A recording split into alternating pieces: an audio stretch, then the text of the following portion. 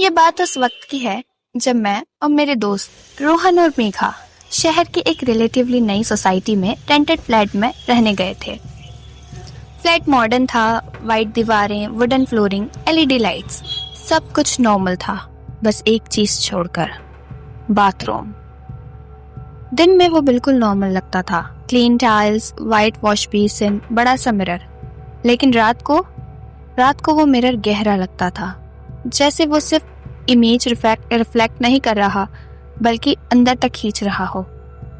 उस दिन रात बारिश हो रही थी, बारिश का वो टाइप जो शहर को और ज्यादा खामोश कर देता है। ट्रैफिक कम, हॉर्न्स बंद, सिर्फ पानी और हवा। हम तीनों लिविंग रूम में बैठे थे, लाइट्स डिम थी, टीवी बंद, सिर्फ फोन्स और कॉफी मग्स। रोहन हमेशा एक थ्रिल सीकर टाइप का था। वो ऐसे टॉपिक्स लाता था जो दूसरों को अनकंफर्टेबल कर देते थे। उसने फोन उठाया और बोला, तुम लोगों ने ब्लडी मैरी का नाम सुना है? मेघा हंसी, वो मिरर वाली स्पिरिट। रोहन सीरियसली? रोहन ने बिना कुछ बोले एक यूट्यूब शॉट दबाया। स्क्रीन पर एक डार्क बाथरूम था, मिरर, कैंडल्स और एक लड़की जो धीरे से विस्पर कर रही थी 3 बार ब्लडी मैरी का नाम। कमेंट्स नीचे फास्ट स्क्रॉल हो रहे थे। सच में होता है, मेरे कजिन के साथ हुआ है, don't try this at night. मैंने फोन बंद करते हुए कहा, सब साइकोलॉजिकल है, अगर तुम एक्सपेक्ट करोगे डर तो दिमाग बना देगा। रोहन मुस्कुराया, तो फिर डर लगने की क्या बात है? वो पहला मोमेंट था जब मुझे वो स्माइल थोड़ी ज्यादा श्योर लगी। रात के 2:48 हो रहे थे। सोसाइटी बिल्कुल शांत थी, लिफ्ट की आवाज भी नहीं, डॉग्स के भौंकने की भी आवाज नहीं आ रही थी। फ्लैट में सिर्फ एक बाथरूम था और उस वक्त हम तीनों वहीं खड़े थे। लाइट जानबूझकर बंद रखी गई, सिर्फ कॉरिडोर की हल्की सी रोशनी मिरर पर पड़ रही थी। शीशा साफ था, बहुत ज्यादा साफ, इतना साफ कि आंखों के नीचे के डार्क सर्कल्स, स्किन के पोर्स, सब कुछ क्लियरली दिख रहे थे। किसी ने कोई रिचुअल फॉलो नहीं किया, कोई कैंडल नहीं, कोई मंत्र नहीं, बस एक मजाक। या शायद हम ये समझना चाहते थे कि ये सिर्फ मजाक था। रोहन ने एक बार धीरे से बोला, ब्लडी मैरी। उसकी आवाज बाथरूम की टाइल्स से टकरा कर वापस आ गई, थोड़ी डिसऑर्डर्ड, थोड़ी हैवी। मैं हंस दिया। मेघा ने आंखें घुमाई और तब एग्जॉस्ट फैन अपने आप चल गया। कोई स्विच टच नहीं किया गया था, बस 1 सेकंड में हम तीनों चुप।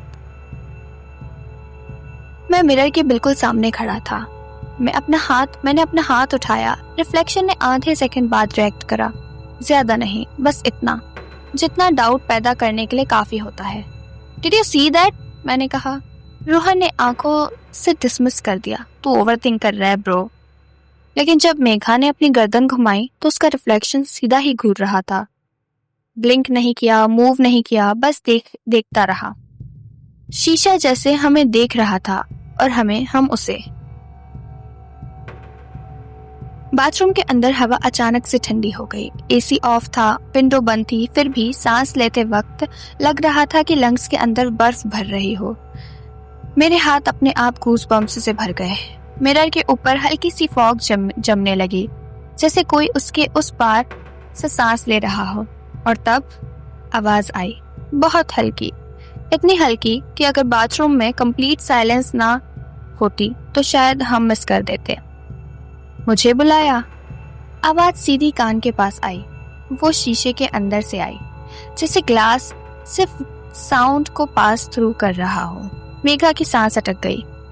उसके हाथ मेरे कुर्ते के स्लीव्स को इतनी जोर से पकड़ रहे थे कि मुझे पेन फील हुआ। ये किसने बोला? वो फुसफुसाई। रोहन कुछ बोलना चाह रहा था लेकिन उसके हाथ हिल ही नहीं रहे थे। मिरर में हम 3 रिफ्लेक्शन थे और उनके बीच एक चलता हुआ शेडो। वो क्लियर नहीं था, बस एक शीट, लंबे बाल, झुका हुआ सर, जैसे कोई शीशे के बिल्कुल पास खड़ा हो लेकिन पूरी तरह दिखना नहीं चाहता। मुझे बुलाया। आवाज फिर आई, पर इस बार थोड़ी ज्यादा क्लियर, और इस बार मेरा नाम लिया गया। मेघा चिल्लाई। रोहन पीछे की तरफ गिर गया। मैंने बिना कुछ सोचे समझे स्विच बोर्ड पर अपना हाथ दबाया और लाइट ऑन कर दी। बाथरूम एकदम नॉर्मल था, कोई शैडो नहीं, कोई आवाज नहीं, बस एक चीज अलग थी। मिरर के कोने में जैसे उंगलियों के निशान थे, बाहर से सिर्फ अंदर की तरफ से, बाहर की तरफ से नहीं, अंदर की तरफ से। हम उस रात ज्यादा बात नहीं कर पाए। कोई बोला नहीं कि ये क्या था, कोई बोला नहीं कि चल निकलते हैं, बस अपने अपने कमरों में चले गए। लेकिन नींद किसी को नहीं आई। सुबह जब मैं ब्रश करने बाथरूम में गया, मिरर बिल्कुल नॉर्मल था, कोई निशान नहीं, कोई क्रैक नहीं। मैं खुद कुछ नहीं समझ पाया, हेलुसिनेशन, ग्रुप फियर, सजेशन क्या था। लेकिन जब मैंने टूथपेस्ट उठाया तो वॉश बेसिन के अंदर पानी का रंग थोड़ा सा लाल था, ज्यादा नहीं, बस इतना कि डाउट हो जाए। दूसरी रात के 1:30 बजे मैंने नींद में था जब मुझे लगा कि बाथरूम का डोर धीरे धीरे खुल रहा है। मैं उठ गया, डोर बंद था लेकिन मिरर के ऊपर की लाइट ऑन थी। मैंने खुद से कहा, तू पागल हो रहा है। फिर मैंने मिरर देखा, रिफ्लेक्शन में ब्लिंक नहीं किया। मेघा का बदलना। मेघा सबसे ज्यादा चेंज हो रही थी। वो पहले चीयरफुल थी, हमेशा बात करती थी, अब ज्यादातर चुप रहती थी। एक दिन उसने धीरे से कहा, मुझे मिरर के अंदर एक लड़की दिखती है, मेरे जैसी नहीं, वो बोली। उसके बाल फेस पर हैं और आंखें जैसे रोई हुई। रोहन ने मजाक बनाने की कोशिश करी, तू हॉरर बेंच कर। मेघा ने उसकी तरफ देखा और बोली, वो मुझे देखकर मुस्कुराती है। हमने डिसाइड किया कि मिरर को कपड़े से ढक देते हैं। एक मोटा सा बेडशीट लेकर मिरर को पूरी तरह कवर कर दिया।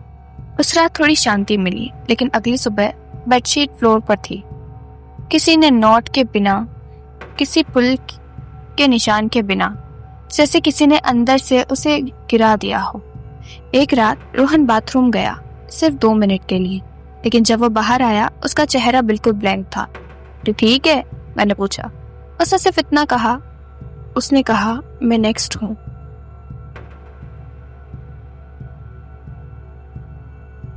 मेरे दिमाग में वो अटक गई रोहन की बातें। उस रात के बाद हमने डिसाइड कर लिया कि अब मजाक नहीं रहा, ये सिर्फ इमेजिनरी या फिर कोइंसिडेंस नहीं है। अगली सुबह मैं अकेला ही सोसाइटी के नीचे गया। मुझे किसी से बात करनी थी, किसी ऐसे से जो बिल्डिंग के बारे में सब कुछ जानता था। गेट के पास एक बूढ़ा वॉचमैन बैठा था, सफेद बाल, झुकी हुई पीठ, आंखों में थकान। मैं उसके पास गया और कैजुअली बोला, अंकल, इस बिल्डिंग में पहले कौन रहता था? उसने मुझे देखा, फिर मेरे चेहरे से नजर हटा ली। कौन से फ्लैट में? उसने पूछा। 3rd floor, corner flat. बस इतना सुन के ही उनके चेहरे का रंग बदल गया। उसने अपनी कुर्सी थोड़ी पीछे सरकाई, जैसे उस टॉपिक से दूर होना चाहता हो। तुम लोग वहां रहते हो? उसने धीरे से पूछा। मैंने हाँ में सर हिलाया। कुछ सेकंड्स तक वो चुप रहा, फिर उसने कहा, उस फ्लैट में पहले एक लड़की थी, मैरी। नाम सुनते ही मेरे सीने में जैसे अजीब सा प्रेशर हुआ। वो अकेली रहती थी, वॉचमैन बोला। बहुत कम लोगों से बात करती थी, हमेशा बाथरूम में घंटों रहती थी। मैं चुप रहा। एक रात उसकी आवाज और नीचे हो गई।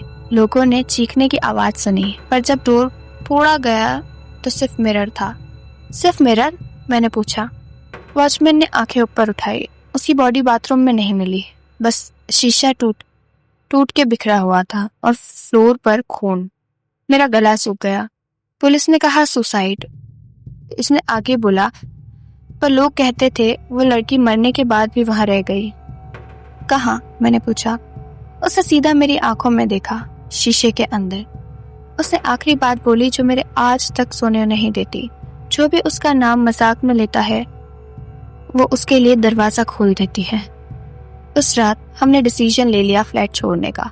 सामान पैक हो रहा था, बॉक्सेस लिविंग रूम में पड़े थे, बाथरूम का मिरर फिर बेडशीट से ढका हुआ था। कोई बात नहीं कर रहा था। क्लॉक में 2:59 थे और तब क्रैश। बाथरूम का शीशा टूटने की आवाज आई, इतनी जोर से कि दीवार तक कांप उठी। बेडशीट हवा में उड़ी और धीरे से फ्लोर पर गिर गई। हम तीनों बाथरूम के अंदर खड़े थे, किसी ने इतनी हिम्मत नहीं दिखाई कि अंदर जाए। फिर हमने देखा, मिरर अब भी था, टूटा नहीं था, लेकिन उस पर लिखा हुआ था खून से नहीं, पर जैसे ही किसी ने गीली उंगलियां से लिखा हो। अब मैं बाहर हूँ। बाथरूम की लाइट्स फ्लिकर हुई। मिरर में हम तीनों का रिफ्लेक्शन था, लेकिन उनके बीच एक एक्स्ट्रा चेहरा भी था। लंबे बाल, गर्दन टेढ़ी, आंखें बिल्कुल काली। वो मुस्कुरा रही थी। मेघा बेहोश हो गई। रोहन चिल्लाया और मुझे लगा जैसे मिरर के अंदर से किसी ने हाथ बढ़ाया। हम भागे, फ्लैट छोड़ दिया, सिटी भी छोड़ दी। आज इस बात को महीना हो गया है। मैं नए शहर, नए घर, नई जिंदगी जी रहा हूँ। लेकिन रात को जब मैं फोन का फ्रंट कैमरा ऑन करता हूँ, मेरा रिफ्लेक्शन कभी कभी मुझसे लेट ब्लिंक करता है और स्क्रीन के कॉर्नर पर हल्की सी आवाज आती है। शीशा सिर्फ दिखाते नहीं, याद भी रखते हैं। Free audio post production by alphonic.com